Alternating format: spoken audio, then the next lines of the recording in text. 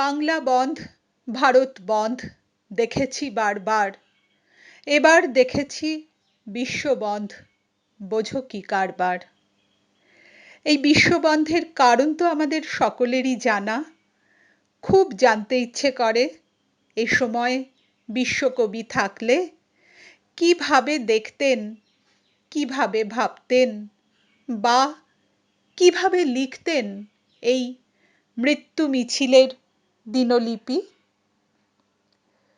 এভাবে রোগের প্রাদুর্ভাবে মৃত্যু একেবারেই কাম্য নয়, কিন্তু জীবনের স্বাভাবিক চলনে বা পরিণতিতে মৃত্যু তো অনিবার্য। সেই মৃত্যু কেমনভাবে ধরা দিয়েছিল কবির চোখে।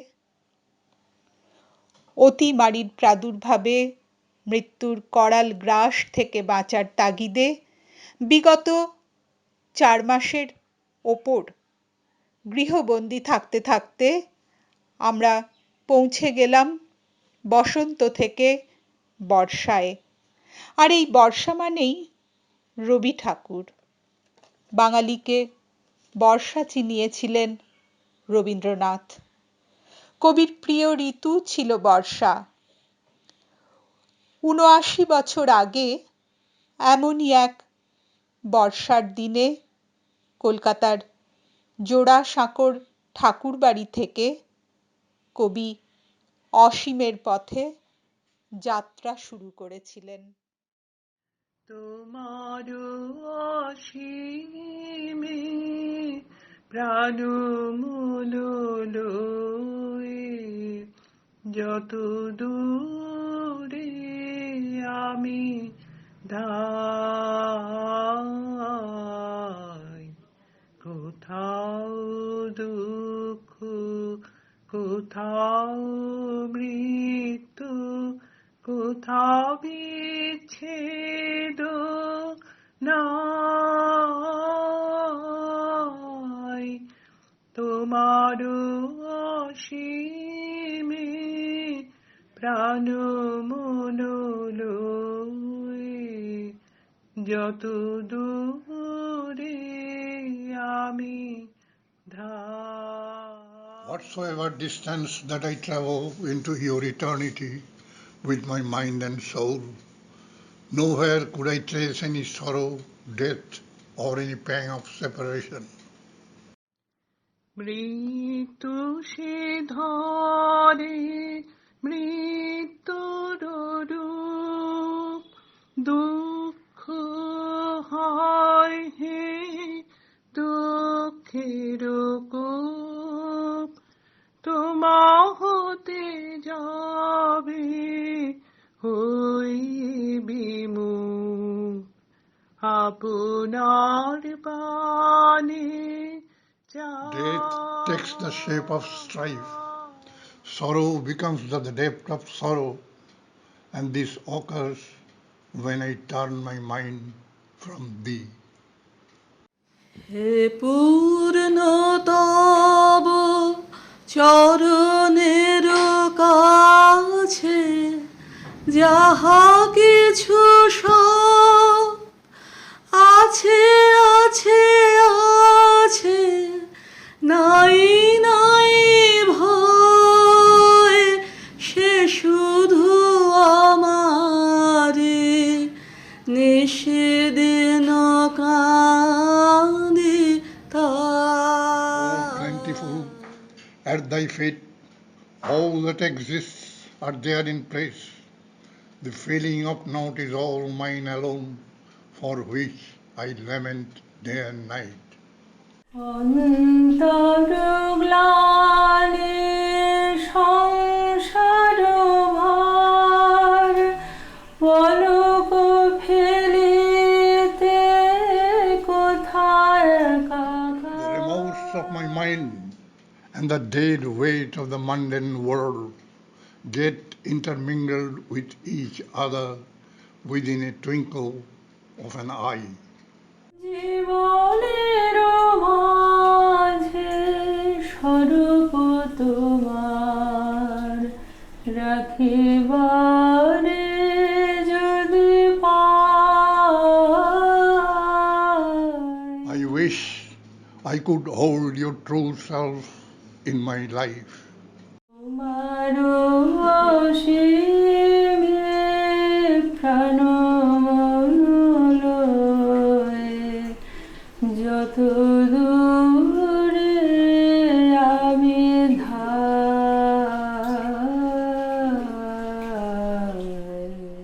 বিশ্বশোক। দুঃখের দিনে লেখনীকে বলি, লজ্জা দিও না, সকলের নয় যে আঘাত, ধরো না সবার চোখে। ঢেকো না মুখ অন্ধকারে, রেখো না দ্বারে আগল দিয়ে, জালো সকল রঙের উজ্জ্বল বাতি, কৃপণ হয়েও না। অতি বৃহৎ বিশ্ব, অম্লান তার মহিমা, অক্ষুব্ধ তার প্রকৃতি। মাথা তুলেছে দুর্ধর্ষ সূর্যালোকে, অবিচলিত অকরুণ দৃষ্টি তার অনিমেষ, অকম্পিত বক্ষ প্রসারিত গিরি নদী প্রান্তরে। আমার সে নয়, সে অসংখ্যের। বাজে তার ভেরি সকল দিকে, জলে অনিভৃত আলো, দোলে পতাকা মহাকাশে। তার সম্মুখে লজ্জা দিও না, আমার ক্ষতি আমার ব্যথা তার সম্মুখে কণার কণা। এই ব্যথাকে আমার বলে ভুলব যখনই, তখনই সে প্রকাশ পাবে বিশ্বরূপে। দেখতে পাবো বেদনার বন্যা নামে কালের বুকে, শাখা প্রশাখায়। ধায় হৃদয়ের মহানদী, সব মানুষের জীবন স্রোতে, ঘরে ঘরে অশ্রুধারার ব্রহ্মপুত্র উঠছে ফুলে ফুলে, তরঙ্গে তরঙ্গে। সংসারের কুলে কুলে চলে তার বিপুল ভাঙা গড়া, দেশে দেশান্তরে। চিরকালের সেই বিরহ তাপ, চিরকালের সেই মানুষের শোক নামল হঠাৎ আমার বুকে। এক প্লাবনে থরথরিয়ে কাঁপিয়ে দিল পাঁজরগুলো।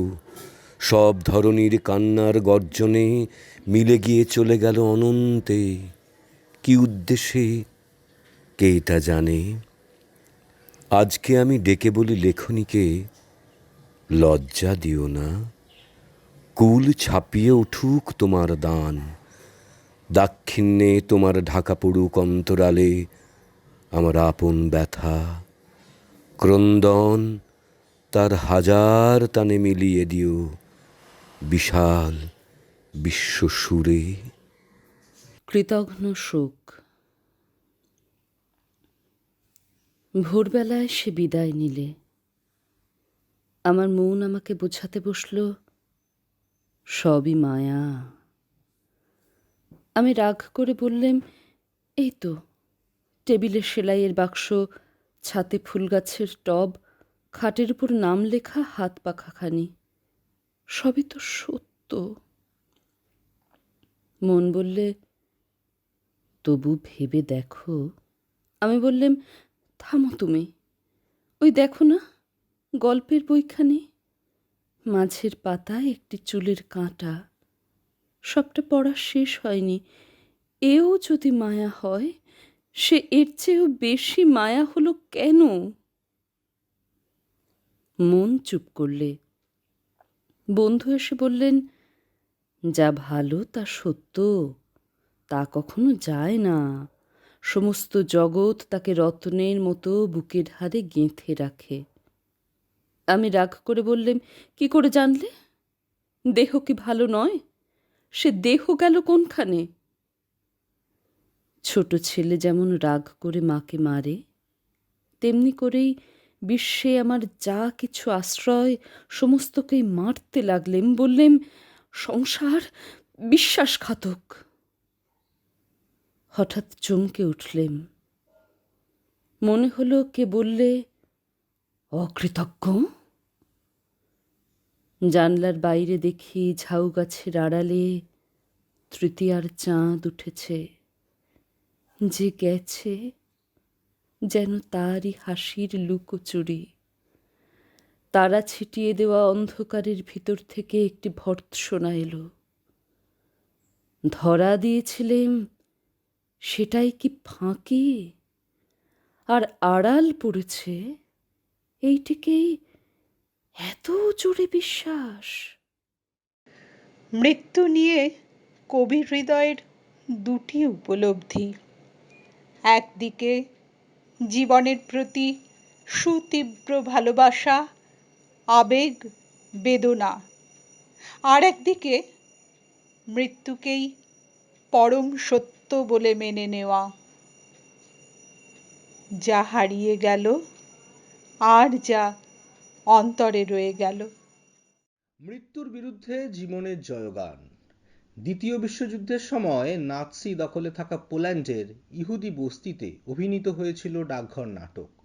যুদ্ধবিধ্বস্ত পোল্যান্ডের ওয়ারশ শহরে ইহুদি শিশু চিকিৎসক ও শিশু সাহিত্যিক ডক্টর ইয়ানুস কারজাক একদল ইহুদি ছেলেমেয়েকে সামিল করে ডাকঘর নাটকটি পরিচালনা করেছিলেন। নাৎসি অধিগৃহীত পোল্যান্ডে এই ডাকঘর নাটক মৃত্যুঞ্জয় মন্ত্রে দীক্ষিত করেছিল নিশ্চিত মৃত্যুর মুখোমুখি দাঁড়ানো অনাথ শিশুদের। কনসেন্ট্রেশন ক্যাম্পের মৃত্যু মিছিলে জীবনের জয় পতাকা উড়িয়ে দিয়েছিল রবীন্দ্রনাথের ওই নাটক। সেটি ছিল 1942 সাল। রবীন্দ্রনাথের ডাকঘর তার বহু আগে থেকেই ইউরোপে পরিচিত। রবীন্দ্রনাথ নাটকটি লিখেছিলেন 1912 সালে। তার পরের বছরই বিখ্যাত কবি ডব্লিউ.বি. ইয়েটস এটি ইংরেজিতে অনুবাদ করেন। লন্ডনের আইরিশ থিয়েটারে নাটকটি অভিনীত হয়। সেই প্রথম সন্ধ্যায় দর্শক আসনে উপবিষ্ট ছিলেন স্বয়ং রবীন্দ্রনাথ। এরপর একাধিক ইউরোপীয় ভাষায় অনূদিত হয় ডাকঘর, অভিনয়ও হয়। কিন্তু দ্বিতীয় বিশ্বযুদ্ধের আগে যখন নাৎসি আগ্রাসন এবং সন্ত্রাস সারা ইউরোপে, তখন রবীন্দ্রনাথের এই নাটকটি প্রতিবাদের অন্যতম অস্ত্র হয়ে ওঠে। মৃত্যু ভয় থেকে মুক্তি আর জীবনকে ভালোবাসার মূর্ত প্রতীক হয়ে ওঠে ডাকঘরের অমূল। খাস জার্মানিতে শতাধিকবার অভিনীত হয় ডাকঘরের জার্মান রূপান্তর। ফরাসি ভাষায় এটি অনুবাদ করেন আঁদ্রে জিদ। শোনা যায় যে রাতে প্যারিসের পতন ঘটছে, নাৎসি দখলে চলে যাচ্ছে ফ্রান্স, সেই রাতে ফরাসি বেতারে পড়ে শোনানো হয়েছিল জিদের করা ডাকঘর নাটকের সেই ফরাসি অনুবাদ। এমনকি নাৎসি কনসেন্ট্রেশন ক্যাম্পেও মৃত্যু ভয়কে জয় করে জীবনের জয়গান গাইতে বারবার অভিনীত হয়েছে ডাকঘর। ডক্টর কারজাক নিশ্চিত মৃত্যুর সামনে দাঁড়িয়ে শিশুদের দিয়ে ডাকঘরের পোলিশ ভাষান্তর অভিনয় করান, আর তিনি নিজে অভিনয় করেছিলেন রাজবৈদ্যের ভূমিকায়। বাংলা সাহিত্যের অনন্য সম্পদ হাসির রাজা সুকুমার রায় ছিলেন রবীন্দ্রনাথের বিশেষ স্নেহধন্য। 1330-এর 24শে ভাদ্র সকালে মাত্র 36 বৎসর বয়সে সুকুমার রায়ের জীবনাবসান ঘটে। প্রায় 2.5 বৎসর তিনি তখনকার দিনে দুরারোগ্য কালাজ্বরে ভুগছিলেন। রবীন্দ্রনাথ কলকাতা থেকে শান্তিনিকেতনে আসবার আগে তাকে দেখতে গিয়েছিলেন। মৃত্যু পথযাত্রী সুকুমারের অনুরোধে তিনি আছে দুঃখ আছে মৃত্যু বিরহ দহন লাগে, ও দুঃখ এ নয় সুখ নহে গো গভীর শান্তি এ যে, গান দুটি গেয়ে শোনান। শেষোক্ত গানটি তাকে 2 বার গাইতে হয়েছিল। এইসব কথাই তিনি বললেন মন্দিরের উপাসনায়। তিনি বললেন, মানুষ যখন কঠিন রোগে পীড়িত, তখন মৃত্যুর সঙ্গে তার প্রাণশক্তির সংগ্রামটাই সকলের চেয়ে প্রধান হয়ে ওঠে। কিন্তু অন্যান্য জীবের মতো মানুষ তো কেবল প্রাণী নয়, মৃত্যুকে অমৃত লোকে উত্তীর্ণ করে দেওয়ার পাথেয় নিয়েই সে জন্মায়। আমার পরম স্নেহভাজন যুবক বন্ধু সুকুমার রায়ের রোগশয্যার পাশে এসে যখন বসেছি, এই কথাই বারবার আমার মনে হয়েছে।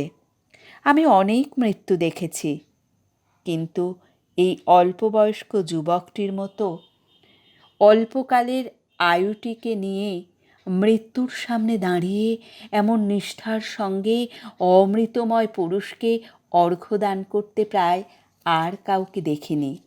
মৃত্যুর দ্বারের কাছে দাঁড়িয়ে অসীম জীবনের জয়গান তিনি গাইলেন।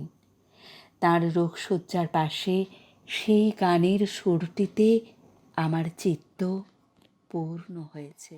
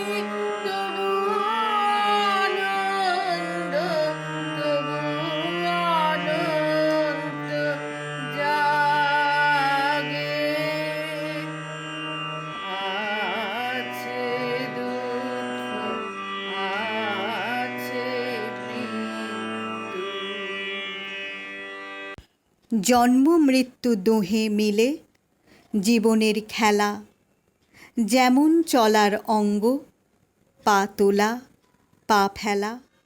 ভক্ত যেমন ভগবানের সাথে একাকার হয়ে যাওয়ার বাসনায় তাঁর সাধনা করে, তেমনি শ্রী রাধা ও কৃষ্ণের মধ্যে বিলীন হয়ে যেতে চেয়ে জানায় তার অন্তরের আকুতি। রবীন্দ্রনাথও বৈষ্ণব পদাবলী সাহিত্যের প্রেরণায় প্রাণিত হয়ে লিখেছিলেন, মরণ রে তুহু মম শ্যাম শ্যামা।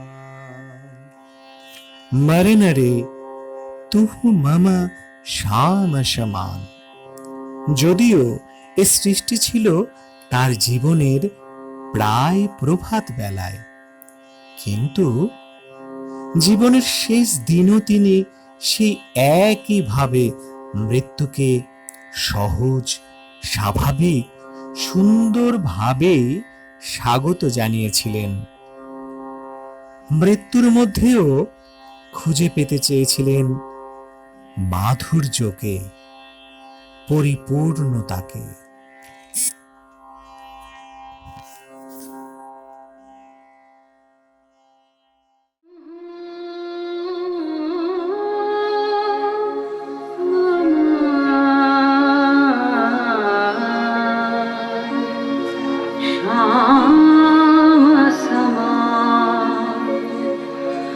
मरण रे तू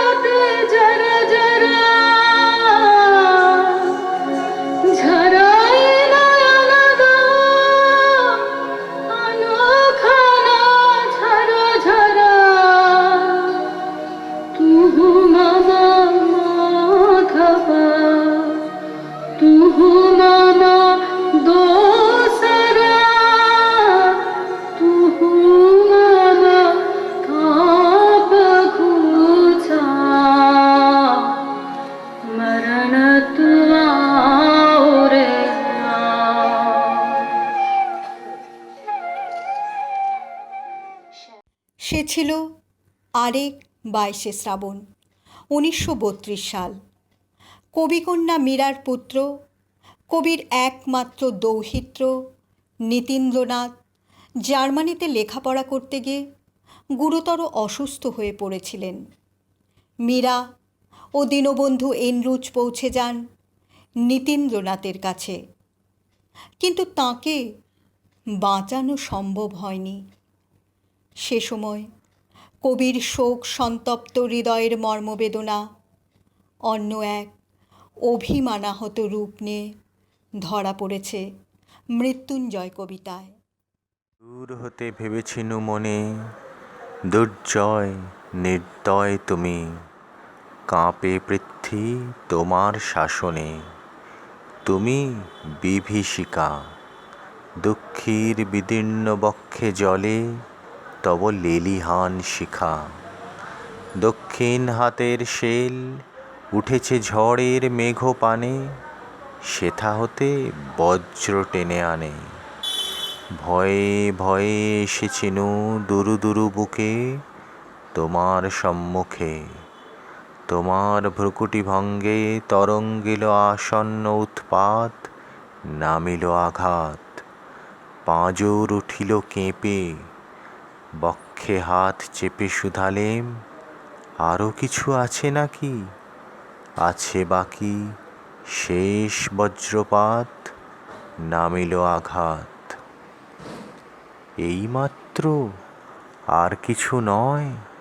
ভেঙে গেল ভয়। যখন উদ্যত ছিল তোমার অশনি, তোমারে আমার চেয়ে বড় বলে নিয়েছিনু গনি। তোমার আঘাত সাথে নেমে এলে তুমি, যেথা মোর আপনার ভূমি। ছোট হয়ে গেছো আজ, আমার টুটিল সব লাজ। যত বড় হও, তুমি তো মৃত্যুর চেয়ে বড় নও। আমি মৃত্যু চেয়ে বড়, এই শেষ কথা বলে যাব আমি চলে। সারা জীবন মৃত্যুর কঠিন আঘাত তাঁকে ধরাশায়ী করতে পারেনি, বরং সেই আঘাতকে স্বাভাবিক বলে মেনে নিয়েই অসীম দার্শনিক ঔদার্য আর চরম বৈরাগ্য মূর্ছনা বেজে উঠেছে তাঁর সঙ্গীতে।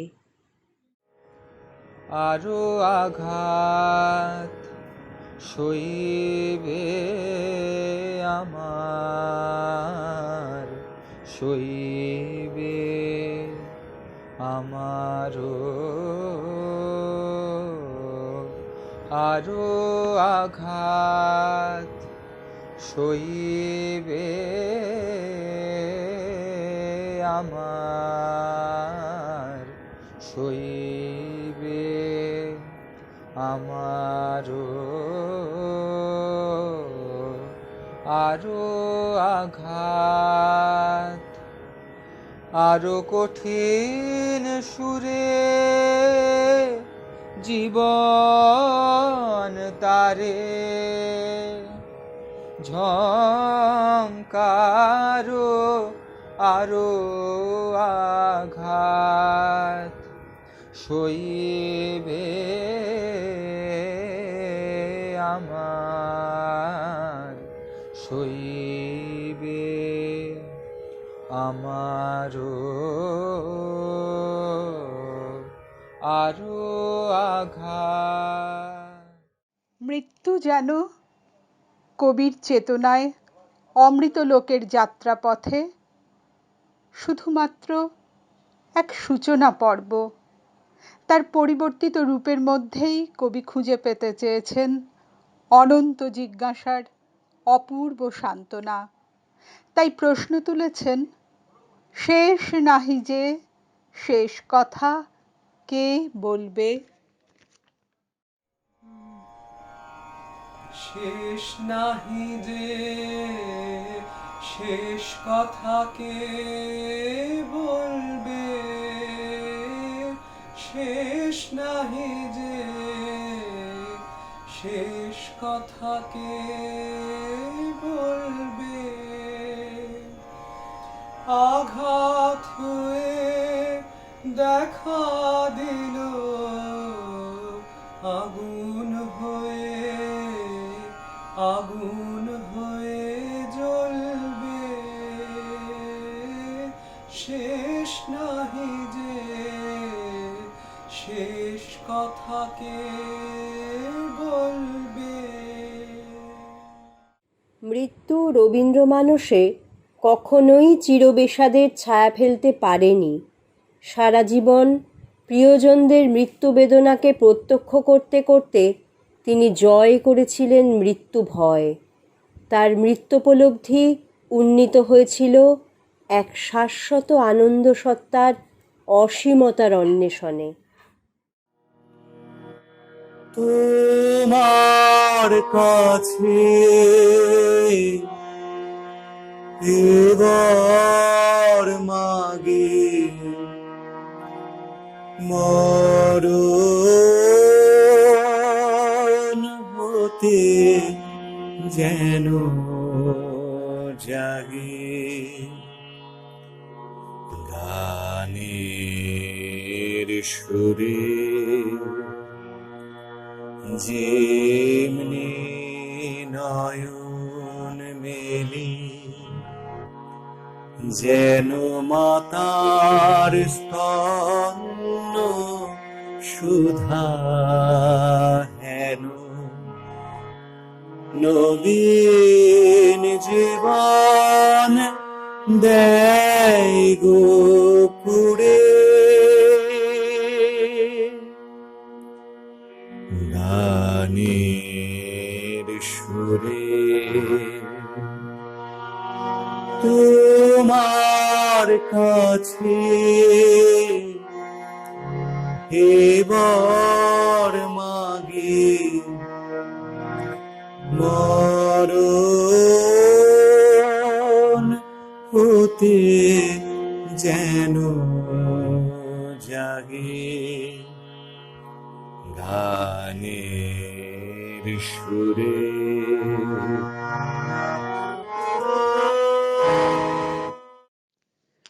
মৃত্যু কবির জীবনে ছায়া ফেলেছে, কিন্তু গ্রাস করতে পারেনি, কারণ মৃত্যুকে কবি অন্তরে পালন করেছেন পরম শান্তি ও পরিপূর্ণতার আলোকে। শোক রবীন্দ্রনাথের জীবনে শেষ কথা হয়নি। শোককে অতিক্রম করে তাকেও তিনি রূপ দিয়েছেন সৃষ্টিতে, কবিতায়, সঙ্গীতে, চিত্রকলায়। জীবন আমার এত ভালোবাসি বলে হয়েছে প্রত্যয়, মৃত্যুরে এমনই ভালো বাসিব নিশ্চয়। স্তন হতে তুলে নিলে কাঁদে শিশু ডরে, মুহূর্তে আশ্বাস পায় গিয়ে স্তনান্তরে। Even so, in death, the same unknown will appear as ever known to me, and because I love this life, I know I shall love death as well. The child cries out when from the right breast the mother takes it away, in the very next moment to find in the left one its consolation.